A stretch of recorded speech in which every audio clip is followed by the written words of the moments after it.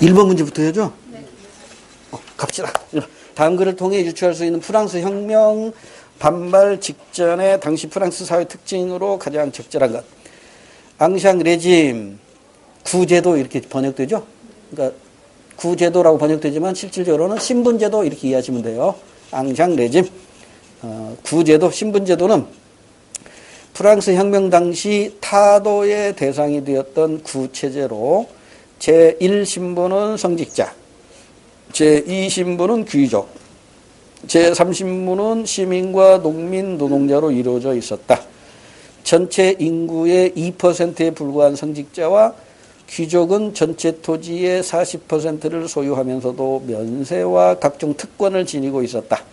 그러나 제3신분은 봉건적 의무와 무거운 세금에 시달리면서도 정치에 참여할 기회를 얻지 못하였다. 그래서 이제 프랑스 혁명이 발발한 건데, 자, 이 사회의 특징으로 가장 적절한 것. 1번, 타원형 계층 구조가 나타났을 것이다. 땡. 신분사회니까 피라미드형 계층 구조가 나타날 것이고, 타원형 계층 구조는 정보사회를 낙관적으로 보는 견해죠. 2번, 수직 이동보다는 수평 이동이 활발했을 것이다. 맞죠? 신분사회니까. 폐쇄사회니까 수직 이동보다는 수평 이동이 활발했을 것이다. 2번이 정답이네요. 구조적 이동보다 개인적 이동이 아니죠. 혁명이니까 혁명이나 전쟁 등에 의해서 계층 이동이 나타날 때 이걸 우리는 구조적 이동이라고 합니다. 3번 거꾸로 되어 있고요. 4번, 자본주의와 더불어 등장한 사회 계층 제도가 나타났을 것이다. 땡. 자본주의와 더불어 등장한 사회 계층 구조는 다이아몬드형입니다. 다이아몬드형이 아니라 그 당시는 폐쇄적 계층 구조인 피라미드형이 나타났었죠. 2번 문제. 사회 불평등 현상을 바라보는 가불의 관점에 대한 옳은 설명을 보기에서 모두 고르래요. 갑국 기업의 CEO들의 평균 보수는 일반 근로자의 475배인 것으로 나타났습니다. 갑. 최고 경영자라면 저 정도 보수를 받을 만해. 그만큼 중요한 일을 하고 업무 성과 또한 일반 근로자에 비해 높으니까. 즉 능력에 따라서 보수를 받는 건 바람직하다는 거죠. 그러니까 억울하면 너도 열심히 일하고 능력을 갖춰 이런 얘기잖아요. 기능론입니다. 기능론자. 값이 기능론자면 을은 갈등론자라는 추론이 가능하겠죠. 봅시다. 실제로 회사의 이윤 창출에 기여하는 것은 근로자들이다. 다만 지금의 이윤 분배 체계가 최고 경영자들에게 절대적으로 유리해서 근로자들이 정당한 몫을 빼앗기는 거야. 마르크스가 주장하는 노동 착취설이죠. 이게 갈등론입니다. 갈등론. 자, 그러면 이제 옳은 걸 골라야 돼요. 기억반. 값은 기능론자는 사회 불평등을 능력의 차이에 따른 서열화로 본다. 맞죠? 출신에 따른 걸로 보면 갈등론자지만 능력에 따른 걸로 보니까 기능론자. 기억반 맞아요. 그러면 1번 아니면 2번이 정답이겠네요. 니은. 값은 기능론자로서 사회 불평등이 생산수단의 소유 여부에서 비롯된다고 본다는 건 갈등론자잖아요. 이게 가장 대표적인 마르크스의 주장이잖아요. 그러니까 니은은 값이 아니라 을로 봐야 돼요. 그래서 정답은 기억 들어가고 니은 들어가면 안 되니까 2번밖에 없어요. 정답은 쉽게 확인이 됐네요. 자, 디귿방. 을은 갈등론자죠. 사회 불평등을 극복해야 할 대상으로 보는 거죠. 어떻게? 개인이 극복해야 돼요? 사회 제도를 고쳐서 극복해야 돼요? 사회 제도를 고쳐야 되겠죠. 이게 갈등론자들의 주장이고. 리을반. 을은 차등적인 보상을 통해 성취 동기를 자극해다. 이건 기능론자의 주장이죠. 열심히 일하는 사람에게 많은 보수를 줘야 된다는 거. 이게 바로 기능론자들의 주장이죠. 넘어갑니다. 3번 문제. 그래프가 나와 있는데 A에서 C에 해당하는 내용을 바르게 배열한 걸 찾으래요. 자, 가나다가 나와 있네요. 그리고 그래프도 가나다가 나와 있네. 사회 계층화 현상은 사회적 희소 자원이 구성원들의 자질과 노력에 따라 다르게 분배됨으로써 나타나는 당연한 결과야. 기능론자의 주장이죠. 그래도 열심히 일하면 너도 부자 될 수 있어. 열심히 일하면 너도 성공할 수 있어. 이게 이제 기능론자들의 주장이죠. 그러면 이제 그 가하고 연결되는 그래프를 보니까 소득이 높아지는데 A라고 적혀 있네요. 그럼 A는 능력이 들어가야 돼요? 가정 배경이 들어가야 돼요? 사회 기여도가 들어가야 돼요? 능력이나 사회 기여도겠죠? 그러니까 가정 배경은 이게 갈등론자들의 주장이니까 2번과 3번은 일단 지워야겠네요. 그러면 정답은 1번 아니면 3번이 되겠죠. 4번이 되겠죠. 근데 지금 1번하고 4번이 B가 재산으로 똑같으니까 나번은 볼 필요도 없어요. 보면 바보죠? 그러면 이제 C번으로 바로 가면 돼요. 자, C번으로 바로 갈게요. 사회 계층화 현상은 개인이 사회 체제 내에서 최선의 기능을 하도록 한다. 불평등 현상이 사회 기능을 최선의 기능하도록 한대요. 기능론자죠. 그럼 기능론자니까 다 그림을 잘 보세요. 성취 동기가 높아질수록, 그러니까 C가 높아질수록 성취 동기는 낮아지는 거죠. 그러니까 이 그림을 잘 이해하셔야 돼요. 만약에 이 기능론자라면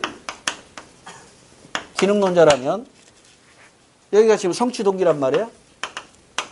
성취 동기고, 만약에 여기가 가방과 같이 차등 분배 기준치라면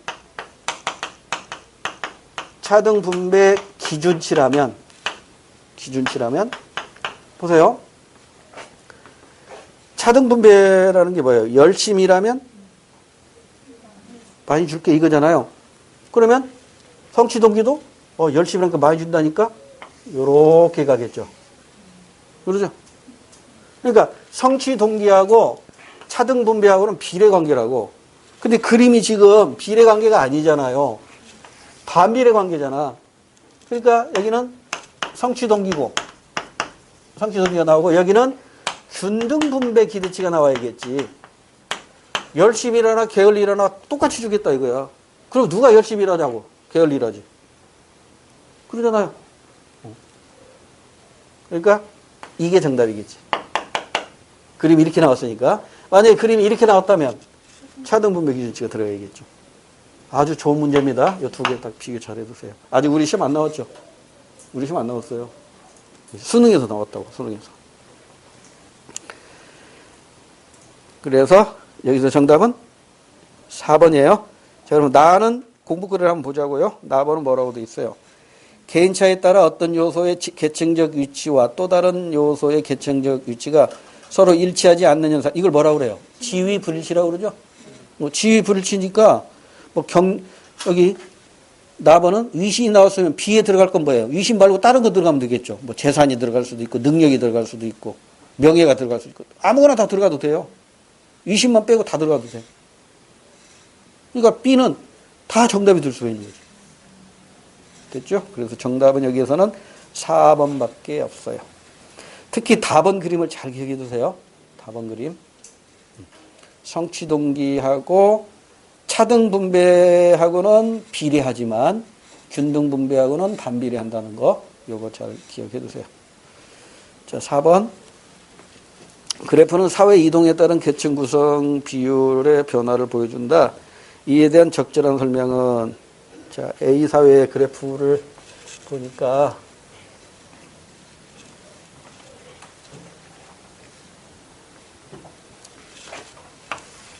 A 사회 그림은 이렇게 되어 있죠. 중이 이렇게 작아지네. 여러분 중층 하면 뭐가 떠올라야 돼요? 중층을 보면 이 중층이 많으면 많아질수록 사회 안정, 양극화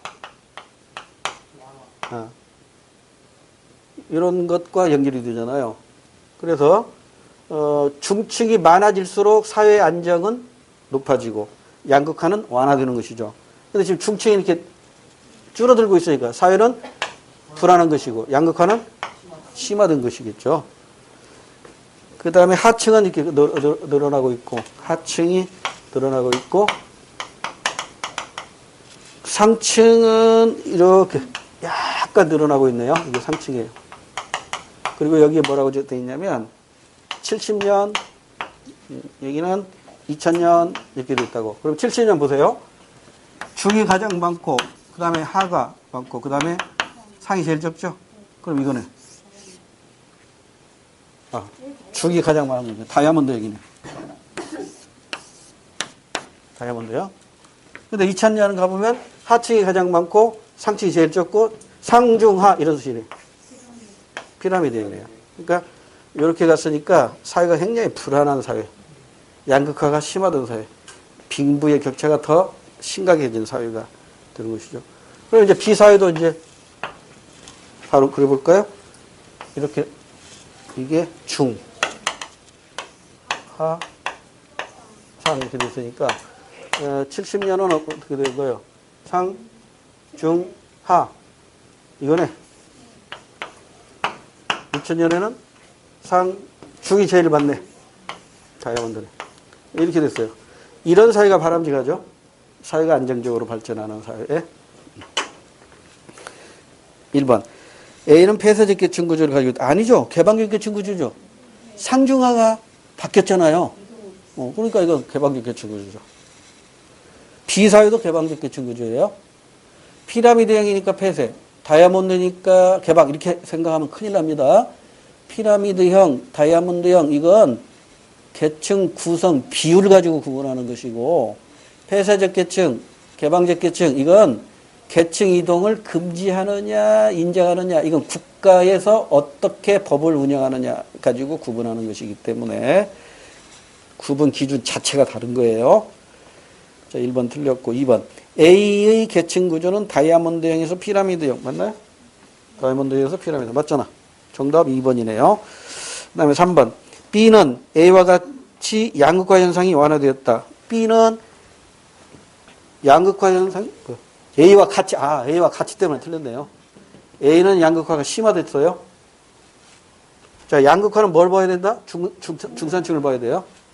여기 중산층을 보니까 중산층이 늘어났잖아요. 늘어났으니까 이거 양극화가 완화. 그 다음에 4번 B는 A에 비해 상층의 세습이 심화됐다. 상층의 세습이 심화됐는지 안 됐는지 이거 몰라요. 이 자체만 가지고 상층 세습이 심화됐는지 완화됐는지 이건 알 수 없어요. 5번 그림, 재밌는 그림. 여러 번 나왔던 거죠, 이 문제. 맞는 걸 구라고 했는데, 가정의 백그라운드, 부모가 금수저냐 흑수저에 따라서 출세가 결정되잖아요. 플러스가 3개죠. 트리플. 갈등론자죠.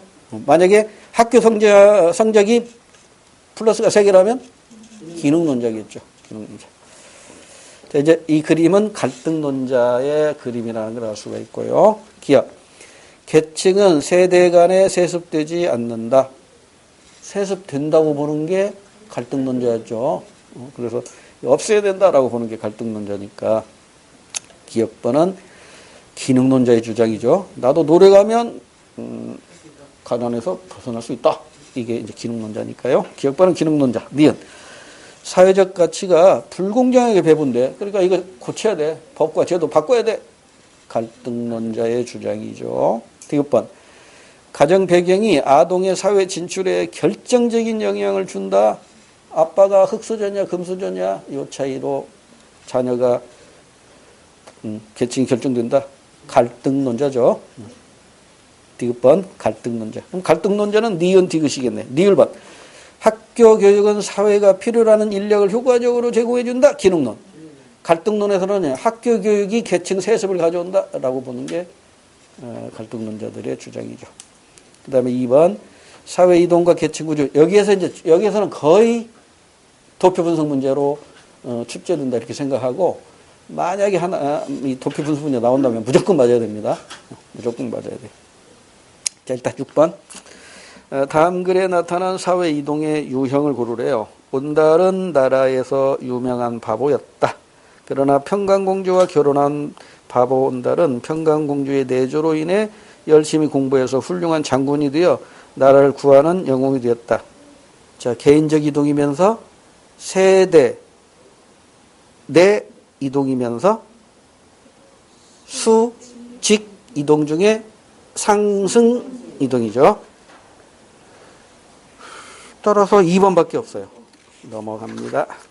자, 드디어 이제 도표 문제가 나오는데, 이게 전형적인 문제니까 이제 하나 그려놓고 문제가 변형됐을 때 또 우리가 어떻게 대응해야 되는가 하나씩 봅시다.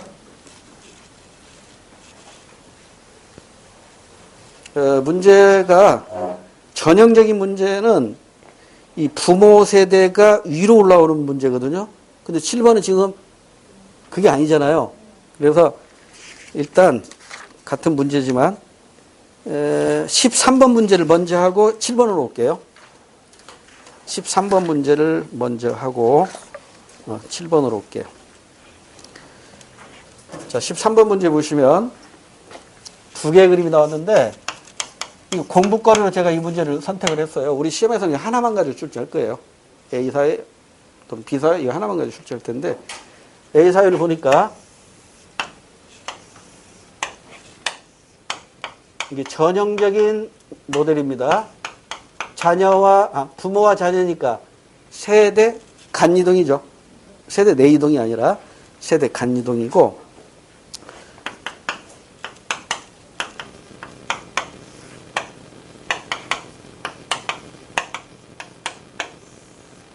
상중하 해가지고 여기 이제 100% 퍼센트로 주어지니까 그러니까 부모 세대도 100, 자녀 세대도 100% 이렇게 가지고 매트리스 표를 주는데 요게 뭐라고 그랬어요? 요 세 개 계층 세습이란 말이에요. 대물림이라고도 표현해요. 그럼 여기서 지금 5, 32 이렇게 되어 있다고. 5, 32 그러면 계층 세수는 몇 %예요? 여러분 문제 풀 때 이런 식으로 요령을 문제 풀어나가야 돼요. 37이죠. 그러니까 100 중에 37명이 부모 계층을 그대로 유지하고 있는 거예요. 그러면 나머지 63%는 올라가거나 내려가거나 했겠죠. 그러니까 사회 이동이 활발한 사회네. 그러죠? 사회 이동이 활발한 사회라고. 하나 더 해볼까? 이 사회. 여기도 부모, 자녀가 나와 있고요.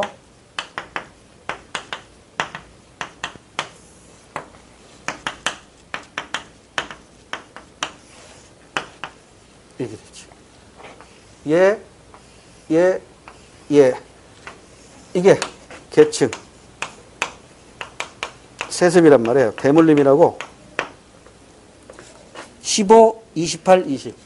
15, 28, 20. 15, 28, 20. 합치면 얼마 나와요? 63. 63%야. 그러면 사회 이동은 37%라고. 사회 이동이 여기는 극히 제한적이죠. 그러니까 이 A 사회가 보다 더 개방적인 사회죠. B 사회도 개방적이야. 상중하가 이동했으니까요. 그런데 세습 비율이 이렇게 많아. 100명 중에 63명이 아빠 계층을 그대로 유지하고 있다고. 근데 여기는 100명 중에 37명만 아빠 계층을 유지하고 있으니까 A 사회가 훨씬 더 개방적이다. 이걸 알 수 있죠. 그 다음에 부모 쪽이 상승 이동이라고 그랬죠. 자녀 쪽이 하강 이동이라고 그랬죠. 그러니까 부모 위에 있으니까 12, 5, 18. 12, 5, 18. 요 세 개 합치면 이게 다 상승 이동이에요. 상승 이동 몇 %? 35%가 상승 이동이야. 그러니까 37%는 대물림, 35%는 상승 이동. 그러면 나머지가 이제 하강 이동이겠지. 나머지 16, 4, 8. 이게 하강 이동이라고. 이쪽이 하강 이동. 자녀 쪽이 하강 이동. 하강 이동 몇 %예요, 그러니까? 28%가 하강 이동이에요. 그 다음에 부모 세대의 상중하를 이렇게 더해봐. 더한 것이 나와 있죠. 25, 50, 25야. 중산층이 가장 많네요. 그러니까 여기다 포인트를 항상 맞춰야 돼. 다이아몬드형이죠? 부모는 다이아몬드형이라고. 자녀는 쌍중하 여기 나와 있죠? 22, 64. 22, 64, 14. 이게 더 크네. 그러니까 부모 세대보다 자녀 세대가 다이아몬드형이 더 강화된 거라고. 네? 다이아몬드형이 더 강화됐기 때문에 더 복지 수준이 높아졌고 또 뭐라고 표현해야 돼? 양극화가 완화됐고 불평등이 완화됐고 이렇게 되는 거예요. 사회가 더 안정적으로 바뀐 거예요. 근데 이제 이쪽으로 와볼까요? B사회는 13, 28. 1, 3, 28. 이게 이제 부모 쪽이죠? 부모 쪽이니까 상승이동이겠지. 상승이동이니까 32%가 상승이동했어요. 자, 이제 하강이동 2, 1, 2. 2, 1, 2. 자, 이게 자녀 쪽이죠? 자, 자녀 쪽이니까 이게 하강이동.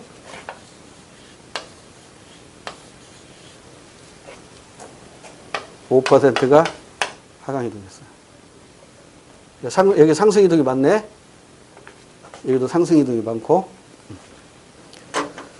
그 다음에 이제 B사회에서 부모 세대는 18, 31, 18, 31, 51. 그러니까 피라미드형이죠? 피라미드. 그래서 B사회의 부모 세대는 폐쇄적 계층 구조가 OX. 큰일 날 소리야. 피라미드형이라고 해서 폐쇄적 이렇게 얘기하면 안 돼요. 개방사회 여기도 사회 이동이 있잖아요. 자녀는 19, 58, 23. 19, 58, 23. 다이아몬드형이죠? 그러니까 자녀 세대도 훨씬 다이아몬드형으로 바뀌었다고. 그러니까 사회 구조가 안정적이고 양극화가 완화되었다. 불평등이 완화되었다. 이렇게 얘기할 수 있는 거예요. 자, 이제 여기까지 분석이 됐죠? 여기가 분석이 됐으니까 이제 문제를 하나씩 풀면서 설명을 드릴게요. 자, 13번 옳은 분석만을 고르래요. A사회보다 B사회가 세대 간 수직 이동이 활발하다. 이것만 보면 돼요. 대물림을 보면 돼. 어디가 대물림이 많아? 여기가 많잖아. 그러면 세대 간 이동이 작은 거야. 그러니까 대물림이 적은 걸 선택해야겠지. 대물림이 적을수록 사회 이동이 많은 거라고. 그러니까 A사회보다 B사회가 세대가 수직 이동이 활발하다. 땡. A사회야. A사회가 상승 이동과 하강 이동의 비율이 더 커요. 그 다음에 2번. B사회는 폐쇄적 계층 구조에서 개방적 계층 구조로 바뀌었다. 개방적 계층 구조로 바뀌었다는 건 맞은데 부모 세대가 폐쇄적 계층 구조인지는 어떻게 하냐고. 이건 몰라요. 그러니까 A사회건 B사회건 모두 개방적 계층 구조로 바뀌었다는 건 알아. 근데 그 전 부모 세대가 폐쇄적 계층 구조인지 개방적 계층 구조인지는 이 자료만 가지고는 몰라요. 하여튼 자녀 세대로 오면서 개방적 계층 구조가 된 거예요. 즉 수직 이동이 가능해졌습니다. 2번 땡. 3번. B사회에서 빈곤이 대물림한 사람. 자, B사회만 봅시다. 빈곤 대물림. 여기 있네. B사회. 빈곤 대물림이니까 아빠가 거지일 때 자녀도 거지인 거죠. 이게 빈곤 대물림이잖아. 빈곤 대물림은 전체 100 중에 얼마? 20%야.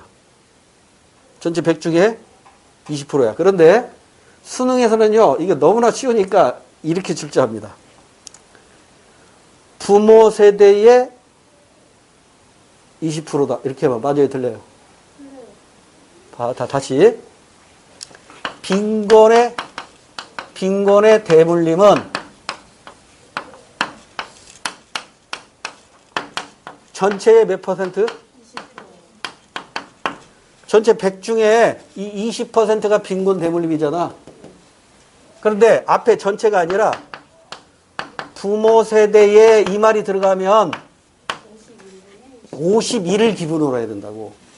부모가 거지가 51명이었는데 이 중에 20명이 아빠 따라서 거지야. 그러니까 이때는 51분의 20 이렇게 되는 거야. 그 다음에 또는 자녀 세대에 이렇게 출제하기도 해요. 자녀 세대 하면 자녀의 거지, 자녀 세대의 거지가 23명이야. 이 중에 20명이야. 23명 중에. 그래서 여러분은 항상 뭘 조심해야 된다? 시험 문제 했을 때 전체인지 부모 세대로 주어졌는지 자녀 세대를 기준으로 주어졌는지에 따라서 이 숫자가 달라져요. 이거 많이 속아. 많이 헷갈리고. 됐죠? 이거 잊지 마세요. 이거 굉장히 중요해요. 그럼 이제 빈곤의 대물림뿐만 아니라 중산층의 대물림도 이렇게 출제할 수 있겠죠? 그럼 중산층의 대물림은 전체의 몇 퍼센트? 28%. 부모 세대의 31분의 28. 자녀 세대의 58분의 28. 의 비중을 차지하는 거예요. 상류층 세대 대물림은 전체의 몇 퍼센트? 15%. 부모 세대의 18분의 15. 자녀 세대의 19분의 15. 이렇게 푸는 거예요. 헷갈리지 마세요. 요거. 그래서 이제 이런 것만 알면 이제 이런 문제 나오면 낼 게 없다니까. 이런 거 가지고 돌아가면서 돼요. 돌려가면서. 그러니까 3번 맞아 틀려? B사유니까 20이라고 해야 됩니다. 20이라고 해야 됩니다. 23 틀렸어. 그럼 4번이 맞는가 보네요. A사유에서 부모가 중층인 사람 중에서 이제 부모가 중층이야. 그러니까 부모에다 포인트를 맞춰야 되네. 부모가 중층인 사람 밑줄 긋고 얼마야? 50 중에 세대 간 계층이 고쳐간 비율이니까 30이네. 50분의 30이니까. A사회 이거잖아요. 요거 부모 세대의 50 중에 30이잖아. 만약에 자녀 세대를 기준으로 했다면 64 중에 30이겠지. 오케이? 자, 그러면 이제 이런 문제 나오면 자신감 가지고 문제 풀어 나가면 됩니다. 자, 그러면 이제 문제 7번으로 다시 올게요. 164.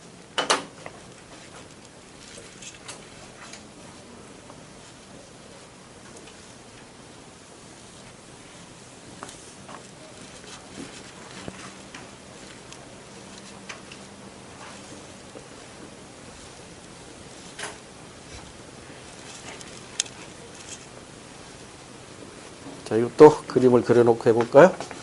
자, 하나 이해했으니까 이것도 쉽게 이해될 거예요. 여기는 지금 부모가 이쪽에 와 있고 자녀가 위에 있단 말이에요.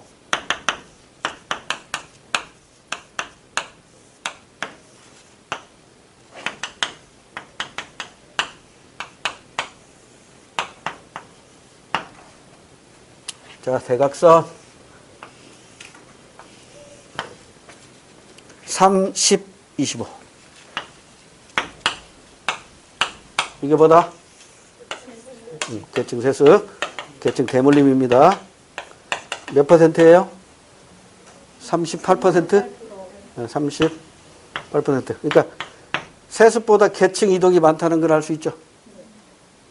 세습은 38%니까 사회 이동은 62%일 거 아니야. 그러죠? 근데 이 중에 지금 여기 부모 세대가 상승 이동이라고 하잖아요. 부모 쪽이 상승 이동이잖아요. 그러니까 이쪽이 상승 이동이라고. 이렇게 되는 거잖아요. 그럼 상승 이동이 어떻게 돼? 3, 4, 12. 3, 4, 10이니까 19%네.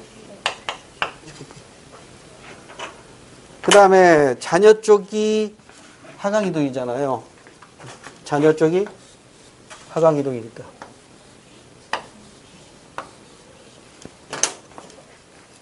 7, 14, 22.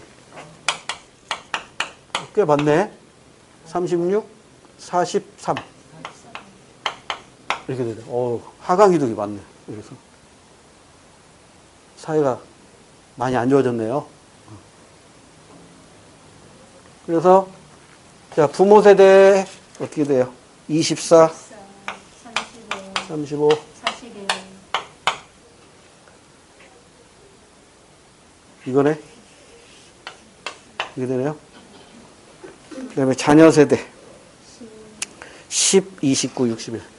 10, 19, 61. 이것도? 요거네. 근데 문제는 어느 게 더 많냐지.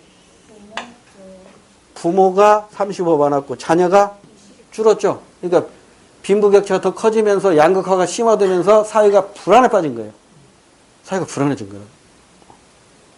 IMF 맞은 모양이야.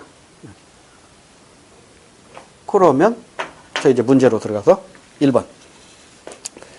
부모 세대의 계층 구조가 자녀 세대의 계층 구조보다 안정적이다. 이걸 뭘로 확인한다고 그랬죠? 중산층. 부모의 중산층은 35. 자녀는 29니까 부모가 더 안정적이죠? 네. 그러면 시험장에서 2번, 3번, 4번 보면 바보야. 시험장에서 1번 보고 바로 다음 문제 넘어가야 돼요. 오히려 이 도표 분석 문제에서 정답이 앞쪽에 있을 가능성이 높아요. 또 이렇게 하면 또 오히려 또 선입견으로 문제 푸니까. 이것도 하나의 요령 중에 하나인데. 자, 나머지 보세요. 나머지. A국은 세대 내 이동이 세대 간 이동보다 세대 내 이동을 어떻게 알아? 여기는 지금 세대 간 이동만 나온 거예요. 세대 내 이동은 알 수 있다 없다? 없어요. 세대 내 이동을 하려면 자녀의 과거와 현재를 알아야 돼요. 과거의 계층과 현재의 계층을 알아야 세대 내 이동을 알 수 있다고. 근데 여기는 지금 그게 없잖아요. 그러니까 여기서는 세대 간 이동만 확인할 수 있는 것이지 세대 내 이동은 몰라요. 그 다음에 3번. A국은 자녀 세대보다 부모 세대에서 사회 불평등이 더욱 심화됐다. 사회 불평등 심화는 중산층을 보면 안다니까? 중산층을 보니까 자녀 세대에서 더 심화됐잖아요. 자녀 세대에서 더 심화된 거니까 부모 세대에서라고 했으니까 3번도 거꾸로 돼 있어요. 그다음에 4번. 자녀 세대의 계층 구조는 근대 이후 사회에서 나타나는 계층 구조. 이거 다이아몬드형이라고 그러죠. 근대 이전은 피라미드형이고 근대 이후는 다이아몬드형이니까. 틀렸죠? 피라미드형이니까 전통사회 또는 근대 이전 이렇게 바꿔야 돼요. 알고 보니까 쉽죠? 그러니까 이런 도표 문제 나오면 무조건 맞아야 된다니까요. 그러니까 공부를 하면 쉬운데 공부를 안 하면 이제 어려워지는 거예요. 잠깐 쉬었다가 조금 변형된 문제 8번부터 풀이해 드릴게요.